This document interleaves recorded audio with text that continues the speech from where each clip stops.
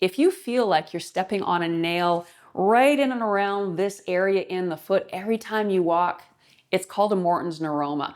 And I just want to explain why this happens and what you can do about it, because it can be incredibly debilitating. What's more important even is when we have pain in our feet, we end up compensating to avoid that pain, and that affects everything up the chain. When we have a fallen metatarsal arch, which most people have, there's excessive pressure that gets put on this nerve, and that friction creates a buildup. It creates a mass. So now that nerve essentially is taking up too much space, and every step can be incredibly painful. We have to repattern the feet. We have to bring that spring and that lightness back into the feet by being conscious of alignment. We should have approximately 60% of our body weight on our heels. The average person has the majority of the body weight on the balls of their feet with a twist.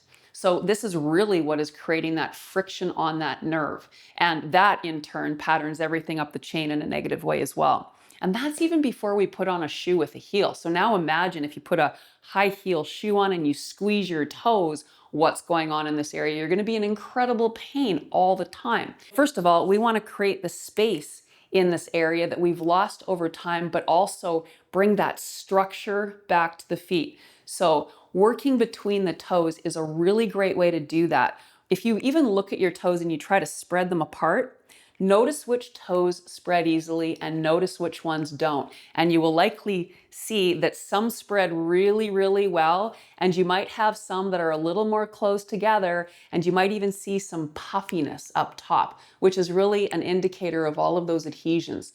So we want to really work between the toes, and you can do it with your finger, where you want to actually push down hard enough that you feel some sensation, and you want to spend approximately 3 minutes as you focus on proper diaphragmatic breathing while you do this. If you work for 3 minutes between each toe with a finger, you can even use a pencil, or if you have mobility issues, you can even use a cord. This is so simple. You can do it in front of a TV show, because yeah, we do want to do both feet, which takes 24 minutes if we do them both at the same time.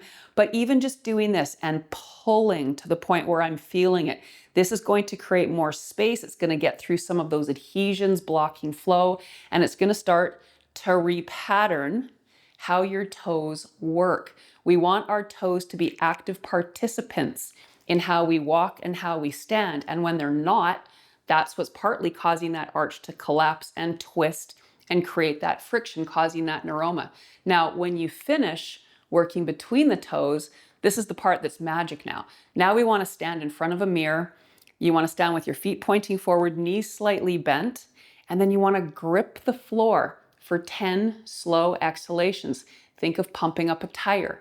We want to pump up the feet. So when you're walking, you have a spring in your step, and we're going to start building that metatarsal arch so that we can take that stress off of that neuroma. And then if it's not getting stressed, it's going to start to break down. It's a journey, it's a process, and this is just one of the things that you can do to start creating change in your body, but this can change. This can change with you being very conscious of understanding how to melt adhesion, pump life into that newly created space, and then own correct alignment through conscious living.